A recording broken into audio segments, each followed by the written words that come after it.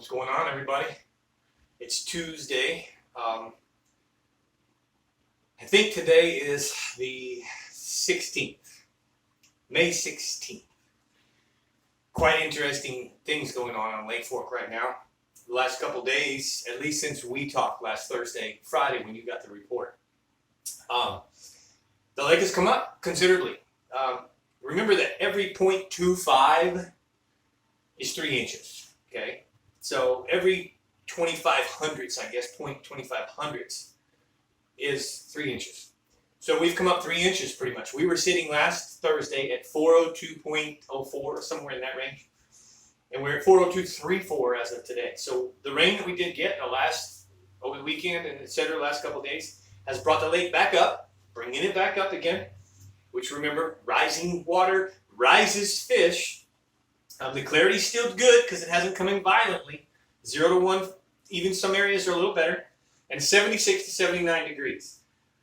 With all this being said, there's still some shad spawn happening. The brim are getting ready to spawn. There is a shallow bite and a deep bite. Okay?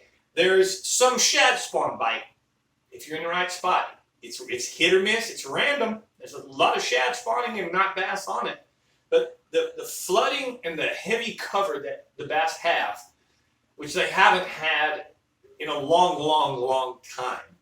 And this amount of heavy cover that grew over the last 18 months when the lake was low is so thick that there's a ton of shallow fish. Frogs, buzzbaits, wacky worms, Texas rig, lightweight stuff. Finding some grass and punching is coming. Heavy in the cover. If you go far enough up in the junk, you can really find some super shallow fish, and a lot of them. But there's also those fish that don't ever like to go and stay shallow, and they're the summer fish. They're the pre-summer offshore fish. We're seeing both, okay, and I think we're going to continue to see both throughout this whole summer. There's hydrilla growing in some of the backwaters, which is awesome. There's coontail growing in some of the backwaters.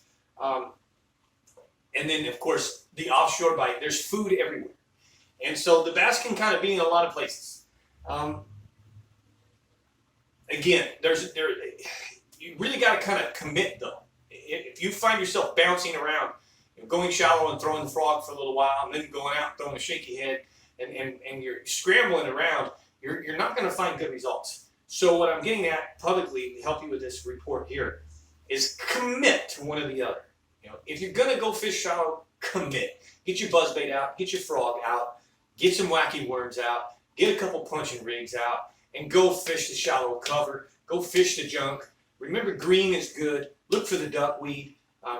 Pitch and flip, some stuff to the stumps and the shallows near the shad spawn. A lot of times you may have the shad there. The bass aren't eating the shad, but they're in the stumps that are right real close by.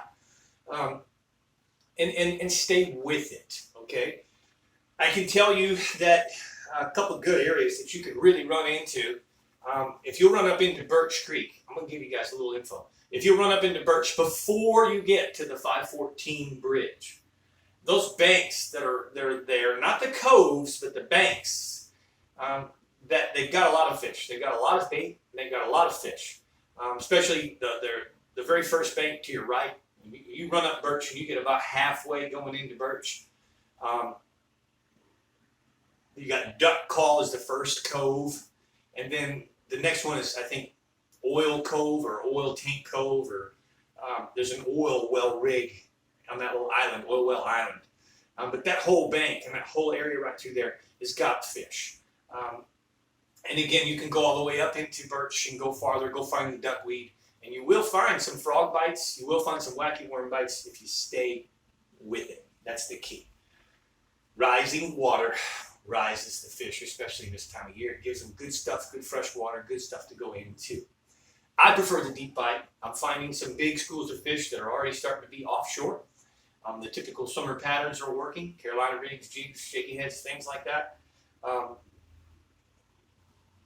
And to that, usually we use our sonars to find those fish. They're anywhere from 12 to 22 feet of water. Humps, ridges, breaks, deep roads, long points, underwater flats pretty soon for summer. Tree lines. those are the kind of places you're going to find those fish. Okay. I can't think of too much else to tell you. Publicly, I'm trying to give you some good juice. I know the Legends event's coming here this weekend. Brush pile fish too. Yeah, there's another little thing. On the sunny days, when the sun really jumps out and shines, you're probably wanting to spend more time deep. Start off in the morning shallow and go deep. If it stays cloudy all day, you might just stay shallow all day. But also, one little tip here with brush pile fish. Remember that when cold fronts hit, even though they may not be cold, you got a north wind blowing, you have a front coming through. A lot of times, just like deer will bed down when things aren't right. And so when fronts pass through and a high pressure is hit and the barometer's bad, the bass here will lock up and suspend in the trees and get in brush piles.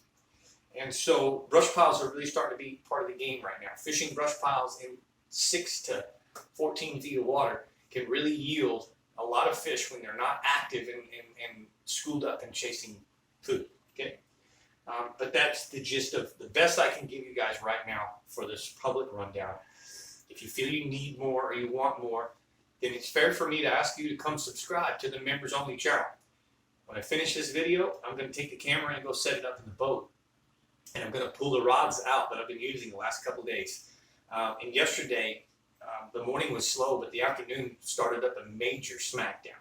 And I mean a major smackdown on big fish.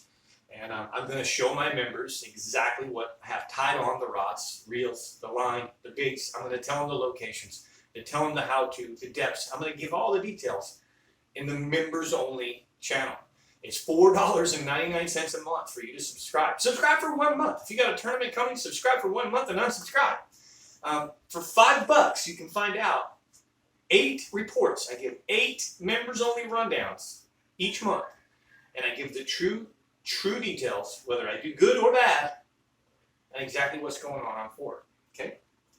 So if you do think you need more than what I've just given you publicly, you want to know the colors of the baits, you want to know exactly what jig I'm using, or exactly what worm I'm using on my shaky head, come on over and subscribe. Other than that, hit the like button, comment below. If you have any questions, I'll do my best to answer those. If you want to book a trip and really learn something with me, there's only a handful of days left in June, okay? And it's the last 2 weeks of June, which is a great offshore bite. You can really learn about using your sonar, locating these big schools of fish, how to set up on these fish, and how to approach and get the school fired up and actually catch them. But again, there's only a handful. There's probably about maybe 8 to 10 days left in June, and it's the last 2 weeks of June. The first 2 weeks of June are already taken. They're full. But I'd love to have you come fish with me. So if you would, holler at me, 602-826-1524. Give me a call or a text. Private message me through Facebook, The Lake Fork Guide Adventures, or Mike McFarland. Other than that, I'll be talking to you again Thursday, and I appreciate your subscription and following. Mike McFarland, The Lake Fork Guide.